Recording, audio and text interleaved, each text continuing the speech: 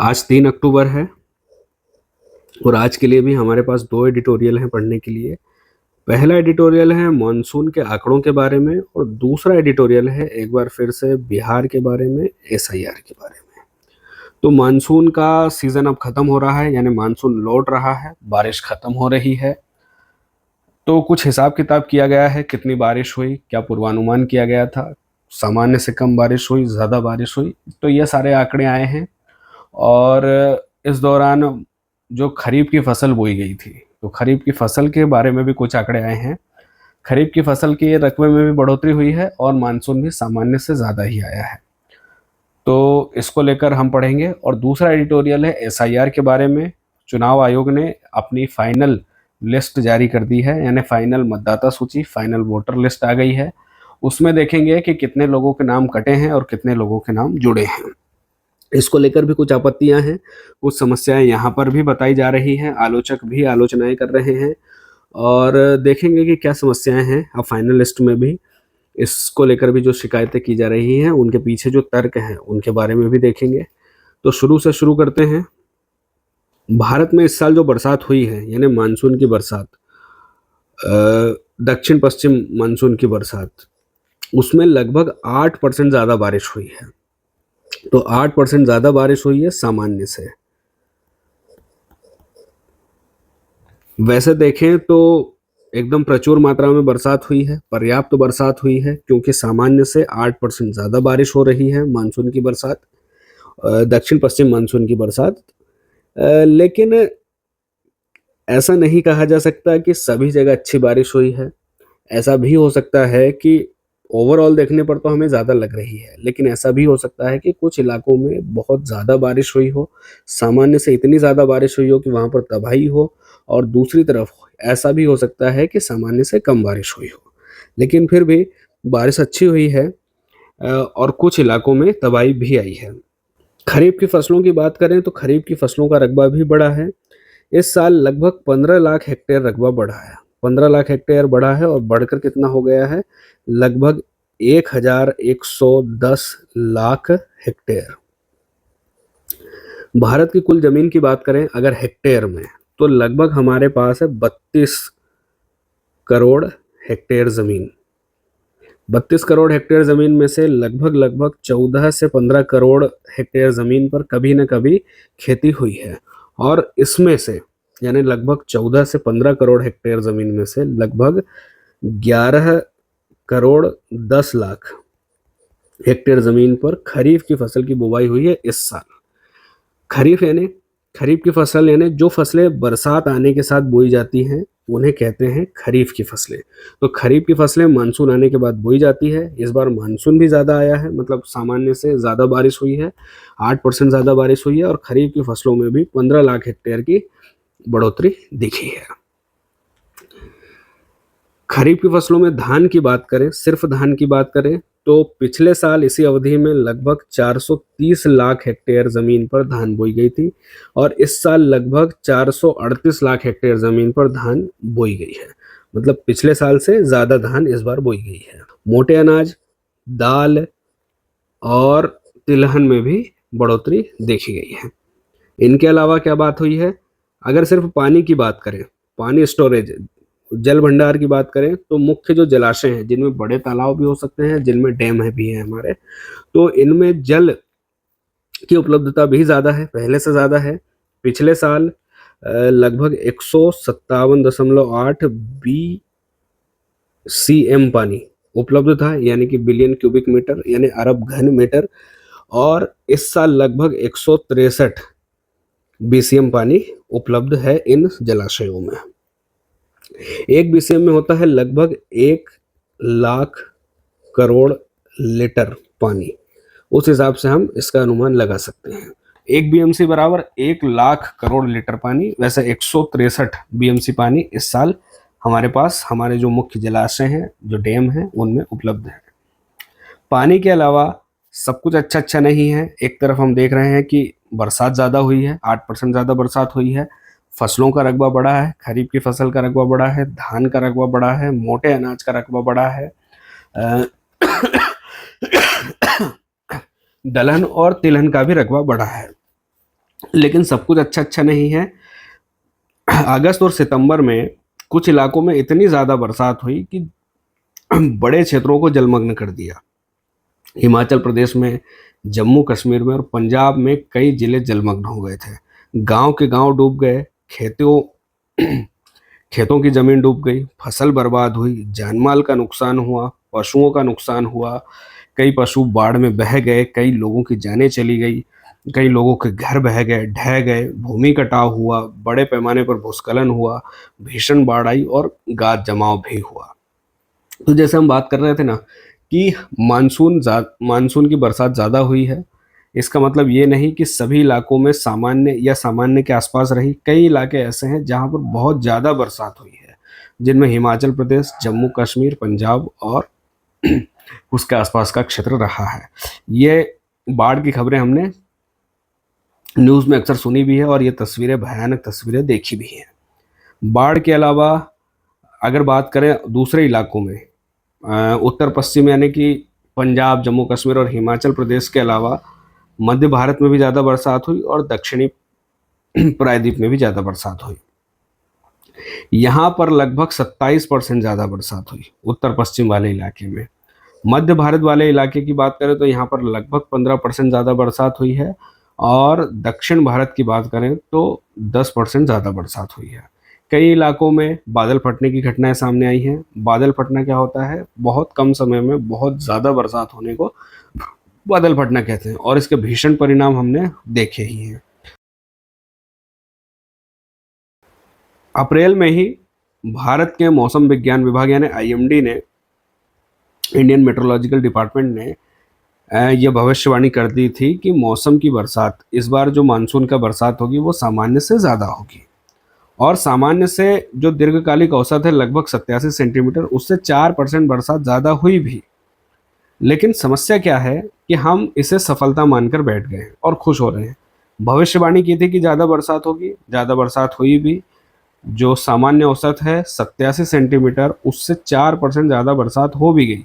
तो खुश होने वाली बात यह नहीं है, बल्कि चिंता की बात यह है कि हमने, जब पता था हमको कि ज़्यादा बरसात होगी, फिर भी हमने कोई तैयारियां नहीं की है। हम तैयारियां कर सकते थे लेकिन हमने नहीं की। हम नदी नालों की सफाई कर सकते थे, हमने नहीं की। हम हमारी जल निकासी प्रणाली यानी ड्रेनेज सिस्टम की सफाई कर सकते थे, हमने नहीं की। हम तटबंधों की मरम्मत कर सकते थे, हमने नहीं की। हम हमारे जलाशयों के तालाबों की ड्रेजिंग कर सकते थे, हमने नहीं की। हम बारिश के हिसाब से जल स्तर को मेंटेन कर सकते थे, हमने नहीं किया। क्योंकि हम भारी बारिश को या सामान्य से ज़्यादा बारिश को अभी भी चेतावनी की तरह नहीं देखते। हम अभी भी इसे कोई प्राकृतिक आपदा नहीं मानते। हम सिर्फ सूखे की तैयारियां करते रहे हैं और अधिक बारिश को प्राकृतिक कृपा के रूप में देखा जाता है, प्राकृतिक आपदा के रूप में नहीं। इसलिए हम इसके लिए कोई तैयारियां नहीं करते हैं, जबकि हमें तैयारियां करनी चाहिए थी ताकि हमें इस तरह की तस्वीरें देखने को नहीं मिलती।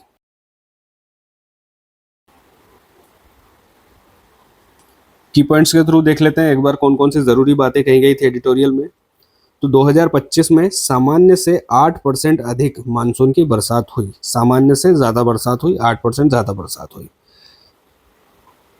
बरसात से खेती को लाभ हुआ क्योंकि खरीफ की फसल का रकबा बढ़ा है, धान की फसल का रकबा बढ़ा है, मोटे अनाज की फसल का रकबा बढ़ा है और दलहन और तिलहन का रकबा भी बढ़ा है। जलाशयों में पहले से ज़्यादा पानी है और जल आपूर्ति को लाभ हुआ है। लेकिन दूसरी तरफ भीषण बाढ़ आई, भूमि क्षरण भी हुआ है, भूस्खलन भी हुआ है और गंभीर आपदाएं भी हमने देखी हैं। आंकड़े देखें तो धान की खेती लगभग 438 लाख हेक्टेयर ज़मीन पर हुई है। पहले 430 लाख हेक्टेयर ज़मीन पर हुई थी पिछले साल। इस साल जलाशयों में 163 बीसीएम पानी है, पिछले साल 157 बीसीएम पानी था।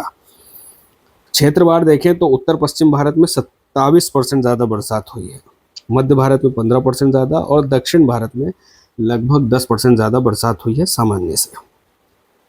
समस्या किन किन क्षेत्रों में हुई? पंजाब, हिमाचल प्रदेश, जम्मू कश्मीर में भारी बाढ़ आई और गांव डूबे, खेती की ज़मीन डूबी, फसलें बर्बाद हुई, घर डूबे, जानवर बह गए और इस तरह की कई अप्रिय घटनाएं सामने आई हैं। जानमाल का नुकसान हुआ है, भूमि कटाव हुआ है, गाद जमा हुआ है, और कई जगहों पर बादल फटने की घटनाएं सामने आई है। प्रशासन अभी तक सूखे की तैयारियां करते आया था, लेकिन भारी बारिश को लेकर अभी तक तैयारी को लेकर कोई दृष्टिकोण नहीं है। इसे एक प्राकृतिक वरदान के रूप में देखा जाता है, आपदा के रूप में नहीं देखा जाता और इसके लिए कोई तैयारियां नहीं की जाती हैं। आईएमडी लगातार चेतावनी दे रहा था, सामान्य से ज़्यादा बरसात होगी, पूर्वानुमान जताया गया था, लेकिन तैयारियों का अभाव रहा है और पूर्वानुमान को सफल बताकर सिर्फ उसका ही सेलिब्रेशन किया जा रहा है, जबकि हमें इसके लिए तैयारियां करनी थी। आगे क्या किया जा सकता है? भविष्य में पूर्वानुमान की बेहतर तकनीकों का उपयोग करके सटीक पूर्वानुमान से जैसे सैटेलाइट और डेटा एनालिटिक्स का उपयोग करके सटीक पूर्वानुमान करके इसकी तैयारियां की जानी चाहिए। यदि बरसात ज़्यादा होने की संभावना है तो ज़्यादा बरसात की तैयारियां की जानी चाहिए, और बरसात कम है तो सूखे की तैयारियां की जानी चाहिए। बुनियादी ढांचे में सुधार किया जाना चाहिए, कि जैसे नदी प्रबंधन, तटबंधों का मरम्मत और जल निकासी प्रणाली की सुधार और सफाई की जानी चाहिए, और शहरी योजनाओं को बेहतर ढंग से कार्यान्वित किया जाना चाहिए।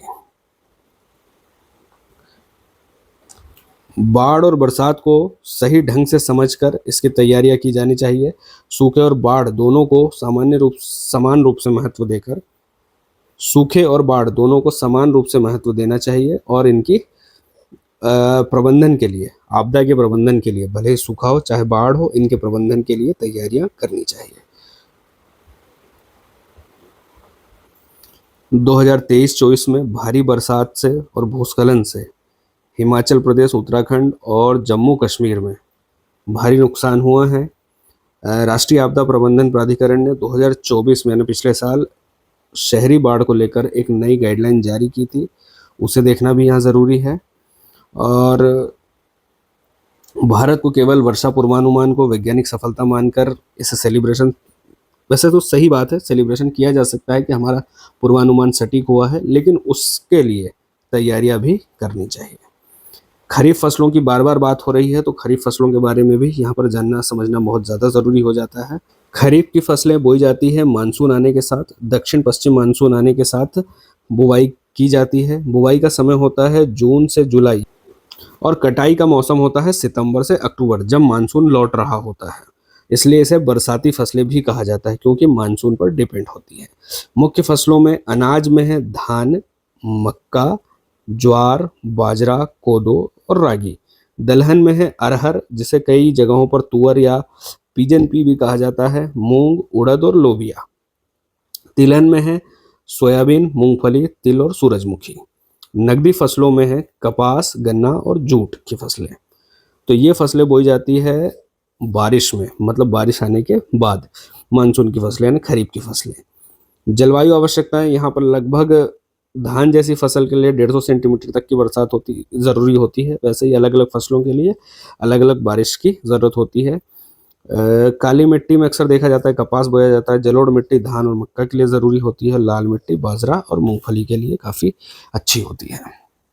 भौगोलिक वितरण की बात करें तो धान की जो फसल है मुख्यतः बोई जाती है पश्चिम बंगाल, उत्तर प्रदेश, बिहार, पंजाब, हरियाणा, छत्तीसगढ़, ओडिशा, आंध्र प्रदेश, तेलंगाना और तमिलनाडु वाले इलाके में। मक्का की फसल मुख्यतः बोई जाती है कर्नाटक, मध्य प्रदेश और बिहार में। ज्वार बाजरा राजस्थान, महाराष्ट्र, गुजरात में। सोयाबीन मुख्यतः मध्य प्रदेश में, और कपास महाराष्ट्र, गुजरात, तेलंगाना और पंजाब में। जूट की फसल पश्चिम बंगाल, असम और बिहार में बोई जाती है। खरीफ की फसल और अर्थव्यवस्था को देखें तो भारत धान उत्पादन में विश्व में चीन के बाद दूसरा स्थान है। खरीफ सीजन में धान में सबसे ज्यादा बोया जाने वाला और सबसे प्रमुख जो अनाज है वो धान ही है। खरीफ फसलों का उत्पादन भारत की खाद्य सुरक्षा के साथ सीधा जुड़ा हुआ है, क्योंकि भारत विश्व की सबसे ज्यादा आबादी वाला देश है और खाद्य सुरक्षा भारत की मुख्य चिंता है। तो खरीफ की फसलें, जिनमें धान मुख्य फसल है, और उस पर भारत की फूड सिक्योरिटी काफी ज्यादा डिपेंड है। जूट, कपास, गन्ना औद्योगिक माल के लिए यानी औद्योगिक कच्चा माल के लिए काफी ज्यादा जरूरी है। सरकारी योजनाओं की बात करें तो फसल बीमा योजना है, क्योंकि मानसून आधारित फसल होती है और फसल के नुकसान की काफी ज्यादा संभावना होती है, इसलिए बीमा योजनाएं हैं फसल के लिए। फसल खराब होने पर बीमा किसानों को दिया जाता है और किसानों से प्रीमियम लिया जाता है समय समय पर। लगभग 23 फसलों के लिए एमएसपी की घोषणा की जाती है और सुनिश्चित किया जाता है कि फसलों की खरीद एमएसपी पर हो। यदि फसलों की खरीद एमएसपी पर नहीं होती तो भावांतर जैसी योजनाएं आती हैं या फिर सरकारी खरीद होती है, सरकारी प्रोक्योरमेंट होता है और राष्ट्रीय खाद्य सुरक्षा मिशन के तहत इनका वितरण किया जाता है। चुनौतियों की बात करें तो मानसून की अनिश्चितता एक सबसे बड़ी चुनौती है। बाढ़ और सूखा, खेत डूब जाते हैं, फसलें खराब होती है। रोग और कीट भी एक बड़ी समस्या है और जलवायु परिवर्तन के कारण उत्पादन अस्थिर है क्योंकि मानसून के पैटर्न में, बारिश के पैटर्न में बदलाव हो रहा है। कभी कभी देर से बरसात आती है, कभी बहुत ज़्यादा बारिश होती है, कभी बहुत लंबा मानसून विच्छेद होता है। तो इस तरह की समस्याएं खरीफ की फसलों के सामने खड़ी होती हैं। 2025 में खरीफ बुवाई हुई है लगभग 1,110 लाख हेक्टेयर जमीन पर, यानी लगभग 11 करोड़ 10 लाख हेक्टेयर जमीन पर, जिसमें धान का रकबा है लगभग 438 लाख हेक्टेयर। दलहन, तिलहन और मोटे अनाज के क्षेत्र में बढ़ोतरी हुई है और मानसून 2025 में सामान्य से 8% ज़्यादा ही आया है।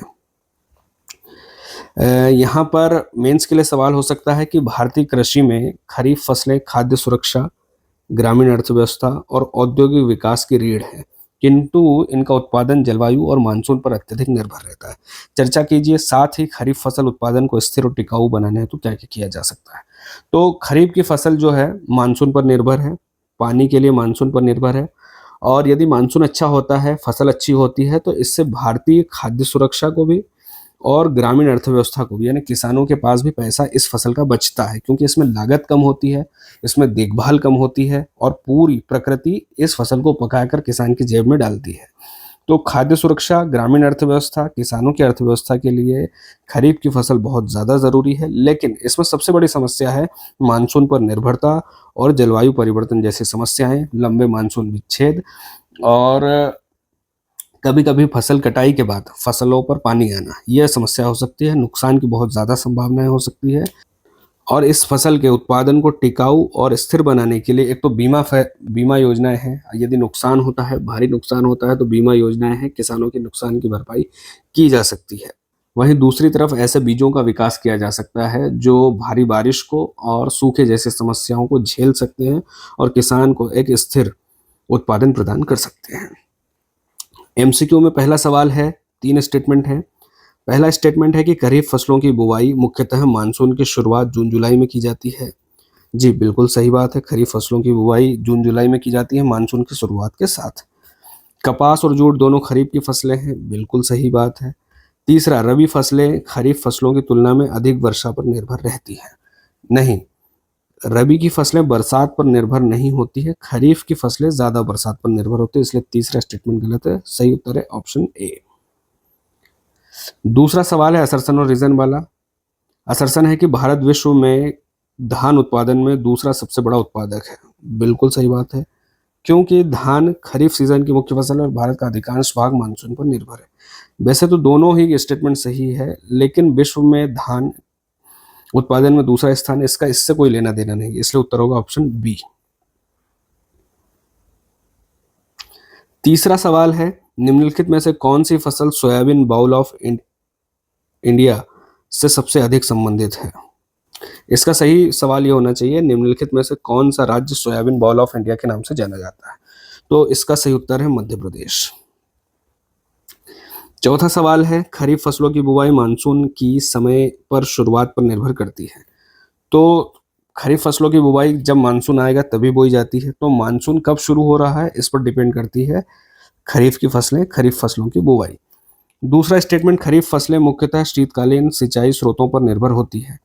तो खरीफ की फसलें शीतकालीन सिंचाई स्रोतों पर निर्भर नहीं होती, बारिश पर निर्भर होती है। और तीसरा स्टेटमेंट है, खरीफ फसलों में धान, मक्का, ज्वार, बाजरा, सोयाबीन प्रमुख है। जी बिल्कुल सही है, तो पहला और तीसरा सही है। पांचवा सवाल, कपास किस क्षेत्र में बोया जाता है। तो कपास अभी हमने देखा था बोया जाता है महाराष्ट्र में। जूट बोया जाता है पश्चिम बंगाल में, सोयाबीन मध्य प्रदेश में और धान उत्तर प्रदेश में। धान वैसे पश्चिम बंगाल के साथ भी जोड़कर देख सकते थे, लेकिन यहाँ पर जूट है इसलिए हमने पश्चिम बंगाल के साथ जूट को जोड़ा है। तो ये वाला मैच सही रहेगा। दूसरा एडिटोरियल है बिहार के बारे में, एसआईआर के बारे में। हम जानते हैं, पिछले कई एडिटोरियल्स में हम पढ़ भी चुके हैं कि election commission of India Bihar में मतदाता सूची में जो त्रुटियां हैं, जो गड़बड़ियां हैं, उन्हें सुधारने के लिए विशेष पुनरीक्षण यानी कि विशेष गहन पुनरीक्षण यानी कि स्पेशल इंटेंसिव रिवीजन की प्रक्रिया कर रहा है। अब स्पेशल इंटेंसिव रिवीजन की प्रक्रिया पूरी हो चुकी है और बिहार की फाइनल वोटर लिस्ट आ चुकी है और इसमें लगभग 7 करोड़ 82 लाख नाम हैं। और जब एसआईआर प्रक्रिया शुरू हुई थी उससे पहले बिहार की वोटर लिस्ट में 7 करोड़ 89 लाख नाम थे, जबकि भारत सरकार के आंकड़ों के हिसाब से बिहार में 18 या 18 वर्ष से ज्यादा उम्र के लोगों की संख्या है लगभग 8 करोड़ 18 लाख। यहाँ पर वोटर लिस्ट में नाम है 7 करोड़ 42 लाख। अब 7 करोड़ 42 लाख नाम है और पहले एसआईआर की प्रक्रिया के पहले 7 करोड़ 89 लाख नाम थे, मतलब पहले से कम हुए हैं नाम वोटर लिस्ट में। मतलब कुल मिलाकर लगभग 47 लाख नाम वोटर लिस्ट से हटा दिए गए हैं। एसआईआर प्रक्रिया की जा रही थी मतदाता सूची को शुद्ध करने के लिए, जैसा कि आप जानते हैं, लेकिन इस पूरी प्रक्रिया में इतनी खामियां रही, चुनाव आयोग के कार्य करने के रवैये पर भी कई सवाल खड़े हुए और सुप्रीम कोर्ट को बार बार इसमें सुधार करना पड़ा। इलेक्शन कमीशन ऑफ इंडिया ने जिन 11 डॉक्यूमेंट्स की लिस्ट जारी की थी, ये डॉक्यूमेंट देकर जिन लोगों के नाम वोटर लिस्ट से कट गए थे वे वापस से अपना नाम वोटर लिस्ट में जुड़वा सकते थे, लेकिन उनमें आधार कार्ड नहीं था, जो कि बिहार की लगभग 95% जनता के पास उपलब्ध है। तो इस बात को लेकर भी कई विसंगतियां खड़ी हुई और सुप्रीम कोर्ट को बार बार इस प्रक्रिया में हस्तक्षेप करना पड़ा और सुप्रीम कोर्ट के कहने पर इलेक्शन कमीशन ऑफ इंडिया को आधार कार्ड को स्वीकार करने के लिए भी राजी होना पड़ा। फाइनल लिस्ट से पहले ड्राफ्ट लिस्ट आई थी और ड्राफ्ट लिस्ट से लगभग 65 लाख लोगों के नाम कटे थे। इन 65 लाख लोगों के नाम कटे थे और इसका कारण बताया गया था कि या तो इनकी मृत्यु हो चुकी है या फिर ये पलायन कर चुके हैं या फिर इनके नाम दो दो जगहों पर है। एडिटोरियल कहता है कि मतदाताओं पर इस प्रकार का संदेह करना ये खतरनाक मानसिकता है, क्योंकि मतदाता भारत में लोकतंत्र का आधार है और लोकतंत्र के आधार पर ही संदेह किया जा रहा है। वहीं दूसरी तरफ नाम वापस जुड़वाने के लिए जो डॉक्यूमेंट्स मांगे गए थे इलेक्शन कमीशन ऑफ इंडिया के द्वारा, उनमें से वे डॉक्यूमेंट नहीं थे, उन डॉक्यूमेंट्स में वे डॉक्यूमेंट थे ही नहीं जो अधिकांश लोगों के पास उपलब्ध है, जैसे आधार कार्ड नहीं था। सुप्रीम कोर्ट के कहने पर आधार कार्ड को फिर बाद में स्वीकार करना पड़ा। और जब तक सुप्रीम कोर्ट ने अपना फैसला नहीं दिया तब तक इलेक्शन कमीशन ऑफ इंडिया ने ऐसे लोगों की लिस्ट भी जारी नहीं की जिनका नाम वोटर लिस्ट से काट दिया गया था। न ही उन्हें कोई पूर्व सूचना दी और न ही व्यक्तिगत मामलों में कारण बताया कि क्यों किसी का नाम वोटर लिस्ट से हटाया जा रहा है। महिलाओं को लेकर भी अनुपातहीनता, जैसे हमने पहले बात की कि जबकि बिहार में पुरुष बड़े पैमाने पर पलायन करते हैं और पुरुषों से ज्यादा नाम महिलाओं के कट गए। तो प्रक्रिया की अपारदर्शिता को लेकर, प्रक्रिया की ढेलपोल रवैये को लेकर काफी ज्यादा आलोचना हुई। इलेक्शन कमीशन ऑफ इंडिया संतोषजनक कारण नहीं दे पा रहा था, संतोषजनक उत्तर नहीं दे पा रहा था, स्पष्टता से अपनी बात नहीं कह पा रहा था और इलेक्शन कमीशन ऑफ इंडिया को फिर अंततः सुप्रीम कोर्ट की कई बातों को मानना पड़ा। फाइनल लिस्ट से पहले जो ड्राफ्ट लिस्ट आई थी उसमें लगभग 65 लाख लोगों के नाम कटे थे, लेकिन फाइनल लिस्ट में 3,66,000 लोगों के नाम और कट गए और अभी तक इलेक्शन कमीशन ऑफ इंडिया ने स्पष्ट नहीं किया, सिर्फ यही बताया कि ये अयोग्य मतदाता हैं, लेकिन स्पष्ट कारण नहीं बताया कि ये लोग मतदाता सूची से क्यों हटाए गए हैं। यह भी नहीं बताया कि पूरी प्रक्रिया में विदेशी नागरिक कितने थे जिन्हें मतदाता सूची से बाहर किया गया है। एक आंकड़ा और निकल कर सामने आता है कि 1 सितंबर 2025 तक फॉर्म 6 भरा था लगभग 16 लाख लोगों ने, जबकि अंत में 21 लाख लोगों को वोटर लिस्ट में जोड़ा गया। अगर राष्ट्रीय स्तर पर भी एसआईआर प्रक्रिया की जाती है तो बड़े पैमाने पर यह हो सकता है कि जो लीगल वोटर्स हैं, वैध मतदाता हैं, उनको भी अपने मताधिकार से वंचित कर दिया जाए, उनका भी नाम हो सकता है कि वोटर लिस्ट से काट दिया जाए। तो पूरी प्रक्रिया यदि राष्ट्रीय स्तर पर होती है तो इसके लिए सुझाव दिए गए हैं कि घर घर जाकर सत्यापन किया जाना चाहिए। आधार कार्ड और राशन कार्ड जो कि अधिकांश लोगों के पास उपलब्ध है, ऐसे डॉक्यूमेंट्स को स्वीकार किया जाना चाहिए। और जब भी लोगों के नाम वोटर लिस्ट से काटे जाएं तो उन्हें कारण बताए जाने चाहिए ताकि वे अपील कर सके, सुलभ तरीके से अपील कर सके। तो पूरी प्रक्रिया पारदर्शी होनी चाहिए, पूरी प्रक्रिया सुलभ होनी चाहिए, लोगों को समझ आनी चाहिए और प्रामाणिकता के साथ, सटीकता के साथ सत्यापन किया जाना चाहिए वोटर्स का, यदि इस तरह की प्रक्रिया राष्ट्रीय स्तर पर भी की जाती है तो।